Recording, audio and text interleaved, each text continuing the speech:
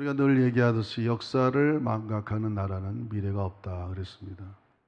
역사라는 것은 우리에게 많은 교훈을 갖다 주죠. 그리고 역사는 계속해서 반복이 되는 겁니다. 우리나라 역사 참 기억할 게 많지요.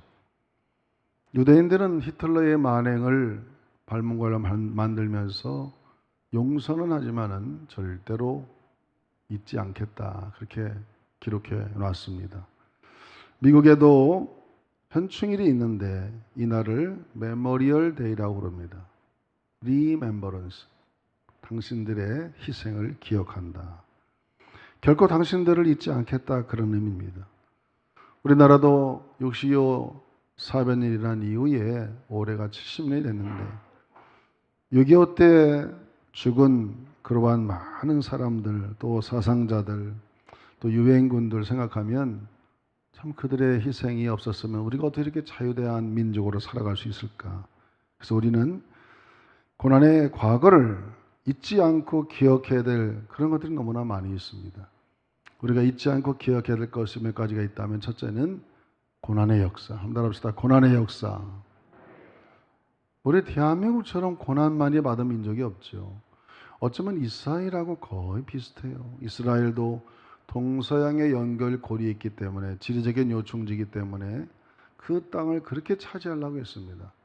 우리나라도 동서양을 연결하는 길목이 있다 보니까 대국들이 우리나라를 차지하려는 열망들이 많았습니다.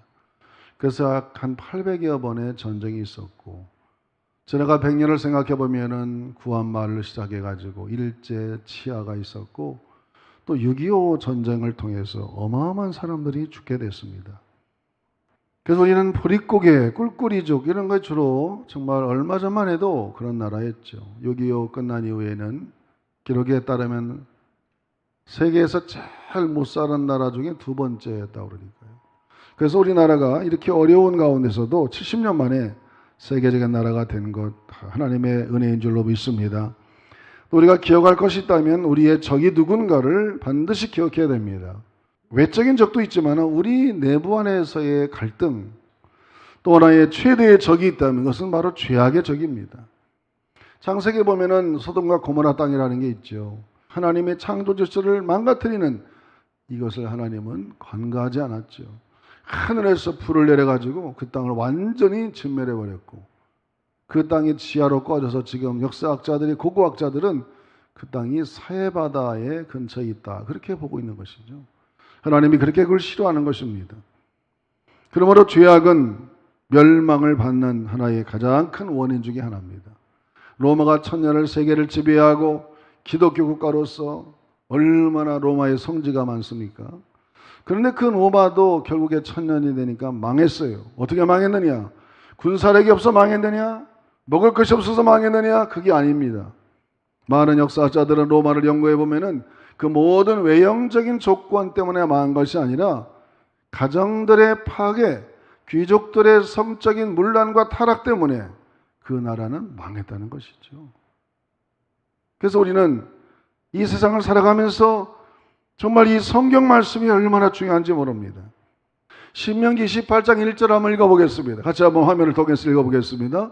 내가 내 하나님 여호와의 말씀을 삼가 듣고 오늘 내게 명령하는 그의 모든 명령을 지켜 행하면 내 하나님 여호와께서 너를 세계 모든 민족 위에 뛰어나게 하실 것이라. 저는 20살에 성령 받고 이 신명기를 읽을 때 이 1절이 얼마나 마음에 와닿는지 모르겠어요.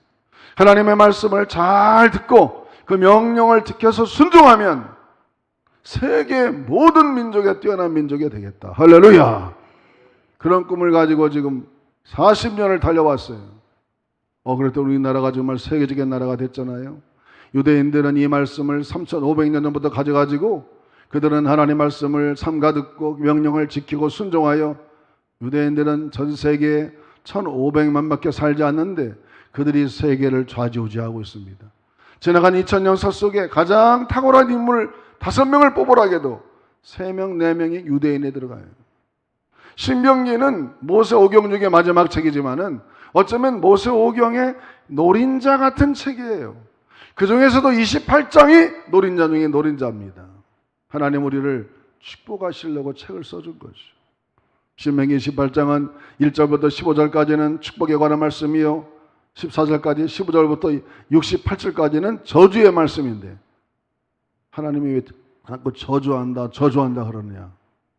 아니, 사람이 순종을 잘하면 그런 말을 안 하겠죠. 자네가 잘 말 안 들으면 엄마는 잔소리가 많아져요. 아들아, 너 그러면 안 돼. 이렇게 말을 순종 잘하면 네가 잘 되지만 너 이러면 안 되고 이러면 안 되고 이러면 안 된다. 자꾸 잔소리하듯이 우리 하나님도 우리를 너무나 사랑하고 우리가 잘 되길 원하기 때문에 너 이러면 저주받아, 이러면 저주받아, 이러면 저주받아. 이것은 강한 부종을 통해서 강한 긍정적인 하나님에 대한 사랑, 우리 인간을 향한 사랑이 표현되는 말씀이라고 생각이 되어집니다. 그래서 오늘 이 28장 중에 제가 47절, 48절을 택했는데 이것은 강한 경고를 우리에게 알려주는 것이다. 이 말씀을 제가 오늘 택한 것입니다. 그래서 우리에게는 이 본문 신명기 28장에 보면은 신명기는 몇 가지의 철학이 있어요. 신명기 전체에 흐르는 하나의 철학이 뭐냐? 첫째는 신명기는 이방인이 아니라 언약 관계로 맺은 하나님의 백성에게만 이게 통용이 되는 말씀입니다. 하나님을 모르는 이방인들은 신명기서를 알지도 못하고 기록도 못합니다. 그래서 그들은 하나님을 안 믿기 때문에 그냥 살다가 자연적으로 자연으로 돌아가고 어떻게 보면 하늘나라 못 가는 거죠. 그러나 하나님을 믿는 사람들은 하나님과 관계를 맺어서 말씀대로 순종하고 예수 그리스도를 영접했기 때문에 우리는 이 세상을 떠나게 되면 천국에서 영원히 영생의 복을 누리는 것이 우리 하나님의 백성인 줄로 믿습니다. 이런 사람들에게만 통용되는 말씀이고, 또 신명기의 철학은 두 번째로 축복이나 저주는 물질적인 것만 관계된 것이 아니라 영적인 것과 같이 통한다는 것이죠. 여러분, 사람이 복을 받는 것은요, 물질의 복을 받았다, 그것은 영적으로도 하나님이 인정했기 때문에 물질의 복을 주는 것이에요. 또 내가 어떤 저주를 좀 뭐가 형통하지 않는다 그러면 그것은 영적으로 문제가 있을 수도 있는 것입니다. 그래서 우리는 요한 3서 1장의 말씀대로 내 영혼이 잘된 같이, 따라합시다. 내 영혼이 잘된 같이 내가 범사가 잘되고 강건하리라. 하나님께서 말씀하시는 축복과 저주는 물질만 얘기하는 게 아니에요. 거기에는 영적인 문제도 따르는 것입니다. 신명기에 흐르는 또 하나의 철학이 뭐냐? 축복과 저주에 관한 하나님의 강한 경고는 강도 높은 하나님의 사랑의 표현이라는 것이죠. 너 이러면 저주받아, 이러면 저주받아, 이러면 저주받아, 너는 저주받기 원해? 그게 아니에요. 어떤 부모가 자식이 안 되기를 원하겠습니까? 하나님은 우리를 너무나 사랑하시는 하나님의 자녀들이기 때문에 너 이러면 안 돼, 너 이래도 안 돼, 너 이러면 안 돼, 너는 그럼 하나님 벌 받아. 하나님 말씀대로 살아야 돼. 이것은 강한 부정을 통해서 우리에게 강하게 사랑받고 축복받으라고 경고하시는 하나님의 말씀인 것이죠. 또 하나의 신명기의 철학은 축복과 저주는 내세 문제까지도 결정하는, 그러므로 우리가 인생의 가치가 더 상승되고 좋아진다는 것을 얘기하는 것입니다. 그러므로 우리 인간은 독립적인 존재 같아도 사실은 독립적인 존재가 못 돼요. 우리는 의존적인 존재인 것입니다. 한번 따라합시다. 우리는 독립적인 존재가 아니라 의존적인 존재다. 신학자들은 많은 사람들의 자유의지를 얘기합니다. 그래서 훌륭한 학자들, 오리겐이라든지 펠라기우스라든지 아르미우스 같은 사람은 인간의 자유의지를 얘기합니다. 맞아요. 우리에게 자유의지를 하나님이 주었지만 그 자유의지를 가지고 하나님을 잘 섬기면 복을 받고 살지만, 내 자유의지를 가지고 하나님을 멀리하고 하나님을 섬기지 않으면 결국에는 오늘 말씀대로 적군을 하나님이 보내가지고 네가 하나님도 못 섬기고 적을 섬기게 될 거다, 그렇게 말씀했습니다. 여러분, 얼마나 무섭습니까? 그러므로 우리는 하나님을 잘 섬기는 것이, 내 자유의지 가지고 하나님을 잘 섬기는 것이 우리 일생의 최고의 복인 줄로 믿습니다. 그래서 오늘 본문의 말씀을 두 가지로 생각해 보면은 인간은 다양한 대상을 섬길 수 있다는 것입니다. 하나님만 섬기는 대상이 아니에요. 우리가 자유의지를 하나님이 주었기 때문에 하나님을 내가 섬길 수도 있고, 내가 하나님을 섬기지 않고 하나님을 떠나서 하나님 내 마음대로 살다 보면 하나님이 적군을 보내가지고 때로는 암물을 섬길 수도 있어요. 여러분, 사사기를 보면은 사사가 있는 동안에는 하나님을 잘 섬기다가 사사가 죽으면은 그들이 범죄에 빠지면 하나님이 블레셋을 보내가지고 블레셋을 섬기게 돼 있어요. 또 사사를 보내가지고 다시 회복하면은 사사가 죽은 다음에는 또 범죄하여 이번에는 암몬이 쳐들어와가지고 나중에 타장도 못하게 하고 몰래 산에 숨어 삽니다. 바위 속에 숨어 살게 돼요. 또 회개해서 사사가 나타나면 또 회복이 됩니다. 또 사사가 죽게 되면 또 범죄해가지고 이번에는 또 모압 같은 백성이 찾아오게 되고 왕조 시대에는 하나님을 떠나니까 아수르가 쳐들어와서 북이스라엘을 완전히 멸망시켜 버렸어요. 그리고 남쪽 유다는 다윗의 후손들이 다니는 나라인데도 나중에는 바벨론에 의해서 완전히 망해서 시드기야 왕은 두 눈이 뽑히는 어마어마한 정말로 처참한 일을 경험하여 바벨론에 70년 동안을 감금하게 되는, 거기 가서 노예 생활하게 되는 그런 비참한 일을 경험하지 않습니까? 그러므로 우리는 이스라엘 백성들이 섬길 수 있는 대상은 두 가지였어요. 엄격하게 말하면 하나님 아니면 적입니다. 따라합시다. 우리가 섬기는 대상은 두 가지다. 하나님 아니면 적들이다. 오늘 본문의 말씀이 그거예요. 네가 살만하다고 풍족하게 산다고 옛날 같지 않게 하나님을 안 섬기다가 하나님을 뻔하게 되면 내가 너에게 적을 보내가지고 너는 하나님도 못 섬기고 그 적을 섬기게 될 거야. 아수르를 섬기고 바벨론을 섬기고 암몬을 섬기고 모압을 섬기는 이런 비참한 일이 생긴다는 것이죠. 여러분, 다니엘은 그걸 알았습니다. 다니엘은 유다의 왕족으로서 바벨론에게 끌려가가지고 거기서 왕들을 섬기면서 얼마나 기도했는지 몰라요. 하나님, 예레미야 선지자가 예언한 대로 70년 만에 나라가 회복되어서 나라가 돌아가길 원합니다. 그래서 예루살렘을 향해서 창문을 열어놓고 하루에 3번씩 기도했습니다. 그래서 70년 만에 그들이 고국 땅으로 돌아오면서 멀리 예루살렘 성이 보일 때 그들이 지은 시가 뭐냐? 시편 121편을 지었습니다. 여러분, 시편 121편 1절부터 4절 읽어보겠습니다. 시편 121편 1절부터 4절까지 한번 읽어보겠습니다. 시작. 내가 산을 향하여 나의 도움이 천지를 지으신 여호와께서로다. 여호와께서 너를 실족하지 아니하게 하시며 너를 지키시는 이가 졸지 아니하시리로다. 이스라엘을 지키시는 이는 졸지도 아니하시고 주무시지도 아니하시리로다. 그들이 70년 동안 완전히 노예 생활하고 그러다가 고레스라는 왕이 갑자기 하나님의 감동을 받아서 유대인들 소수민족은 다 고국으로 돌아가라. 옛날 느부갓네살 왕에게 뺏겼던 성전의 기구도 다 줄 테니 너희들이 가서 다시 성전을 짓도록 해라. 이게 왜 은혜인가? 그 우리나라가 해방당한 것 같아요. 우리 힘으로 해방을 당했습니까? 우리 힘으로 6.25를 이겼습니까? 이것은 전적인 하나님의 은혜이듯이 이들이 은혜를 받고 고국 땅을 수천리를 걸어가지고 예루살렘 가까이 오니까 예루살렘은 해발 800m라. 저 산을 바라볼 때 내가 산을 향하여 눈을 들리라. 이 은혜가 어디서 왔는가? 천지만물을 지으시는 하나님의 은혜로다. 우리가 그동안 조상들의 죄를 지어서 우상 숭배하다가 나라가 망하여 70년 동안 바벨론 포로 생활하다가 이렇게 다시 하나님의 은혜로 이 땅을 밟았으니 우리가 믿는 하나님은 졸지도 아니하시고 우리를 실족시키지도 않고 주무시지도 않고 그런 하나님을 우리가 앞으로 잘 섬겨야 되는 거 아닌가. 할렐루야.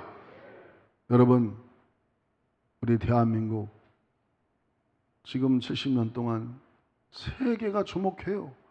1945년도에 해방된 나라가 수십 개 나라가 해방됐어요. 그런데 그도 유독 대한민국만 지금 세계를 선교한 나라가 되고 나머지는 다 별볼로 없는 나라입니다. 이거를 누구의 힘으로 됐다고 생각합니까? 한번 합시다. 하나님의 은혜다. 그것은 우리 모두가 다 새벽마다 제단을 쌓고 하나님 말씀대로 살려고 열심히 하나님 앞에 순종하여 예물도 드리고 교회를 세우고 선교하고 이런 하나님의 은혜가 있었기 때문에 가능한 것이지 그냥 된 게 아니라는 것입니다. 그러므로 우리가 하나님 앞에 정말 주님을 진정으로 잘 섬기고 하나님의 은혜를 기억해서 하나님을 잘 섬기는 나라는 앞으로도 더 세계적인 나라가 될 줄로 믿습니다. 또 한 가지는 오늘 본문에 보니까 하나님을 잘 사랑하되 또 한 가지는 하나님을 섬기는 태도에 대해서 얘기합니다. 한번 따라합시다. 태도가 중요하다. 오늘 47절이 너무나 중요합니다. 47절을 다시 한번 읽어보겠습니다. 정독으로 47절 말씀. 내가 모든 것이 풍족하여도 기쁨과 즐거운 마음으로 내 하나님 여호와를 섬기지 아니함으로 그랬어요. 이것을 좀 문장을 바꾼다면 네가 좀 산다고 해가지고 옛날 같지 않게 하나님을 섬기는데 기쁨도 없고 즐거움도 없고 뜻도 미지근하게 예전 같지 않아. 네가 좀 먹고 살만하다고 배가 부르고 풍족하다고 또 미지근하게 앉아가지고 감격도 없고 찬송을 해도 은혜를 안 받고 설교를 해도 목사님 그 설교는 목사님에게 해당하는 거예요. 우리는 그래요. 이런 식으로 여러분 받아들이면 하나님이 뭐라 하겠어요? 내가 너에게 적을 보내가지고 너 하나님 못 섬기게 할 거야. 그 적을 네가 섬기게 될 것이다. 오늘 말씀이 그겁니다. 얼마나 이게 강한 경고하는지 모르겠어요.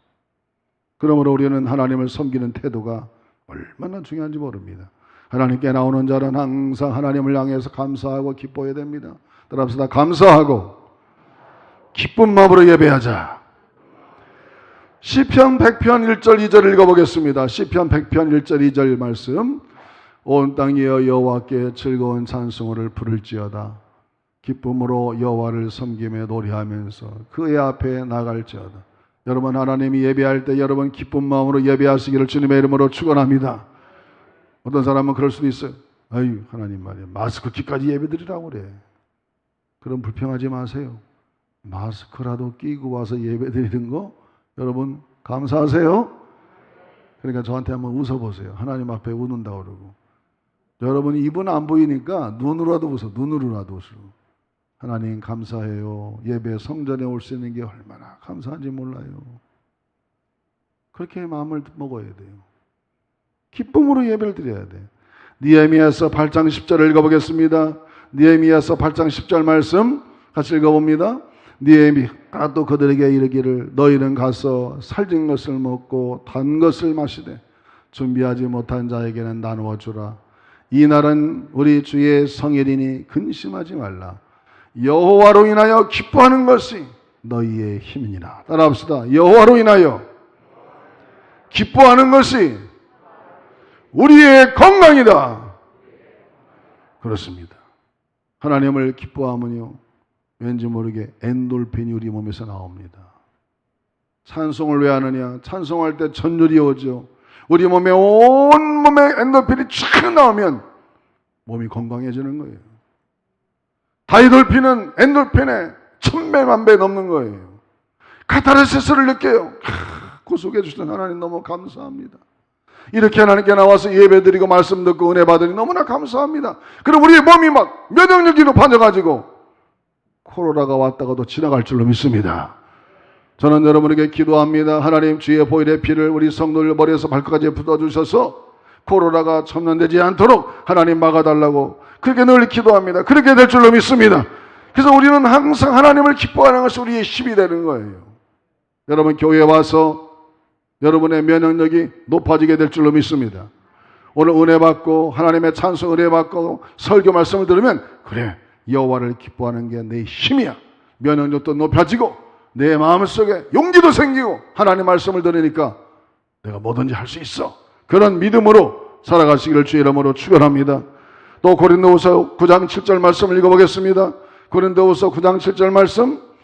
각각 그 마음에 정한 대로 할 것이요 인색함으로나 억지로 하지 말지니 하나님은 즐겨내는 자를 사랑하시느니라.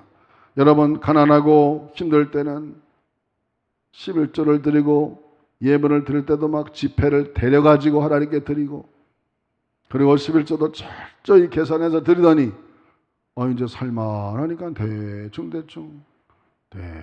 한단 말이에요. 하나님이 다 보고 있어요. 너 잘 나가니까 그렇게 배부르냐? 그럼 내가 네 사업을 거둬볼까? 너 그 자리를 내가 거둬볼까? 하나님이 그렇게 말씀하신다는 거예요. 그렇게 하면 안 된다고 경고하는 거예요. 네가 잘되고 배부를수록 하나님께 더 감사함으로 내가 어떻게 하면 더 많은 11절을 드릴까? 어떻게 하면 더 많은 성경을 들여서 하나님의 사업에 내가 도움이 될까? 이렇게 마음을 먹어야지.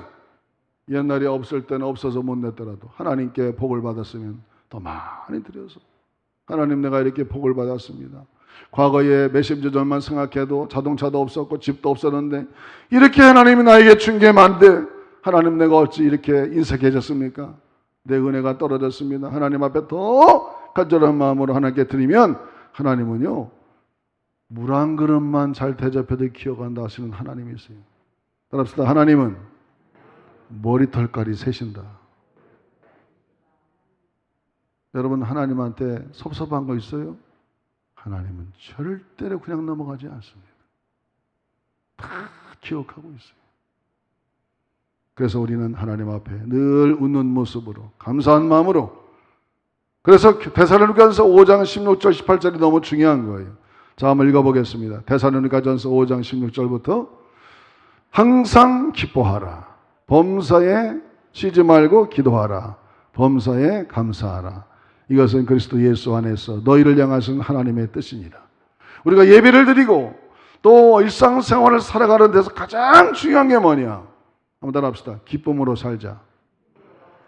하늘이 무너지고 세상이 많아도 여러분은 하나님의 택한 백성 아니에요.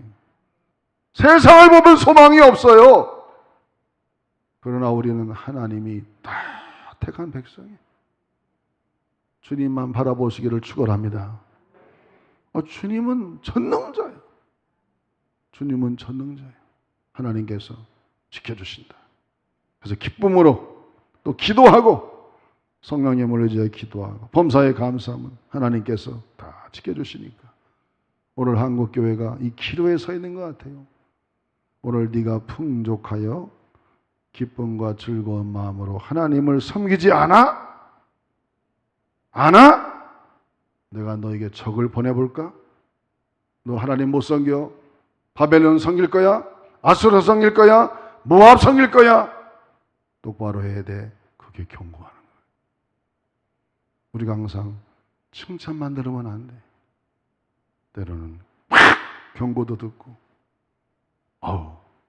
오늘 목사님 말씀 들으니까 내가 정신이 나는구나.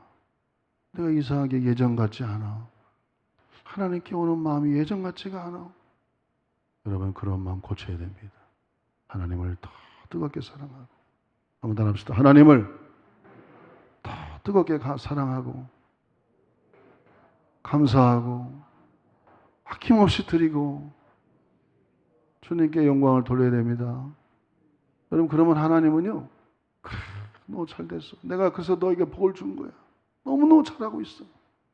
하나님은 그런 자녀들을 더 복을 주셔서 우리나라가 여기로 끝나지 않고 정말 남북 통일되고 만주벌판까지 가서 세계를 좌지우지하는 그러한 나라가 될 것을 믿습니다. 그리고 호국 여경들이 내가 이 나라를 위해서 철분을 바쳐 죽은 그 희생의 핏값을 후손들이 잘하고 있구나, 그렇게 생각할 거예요. 그런 우리 모두가 되기를 주님의 이름으로 축복합니다.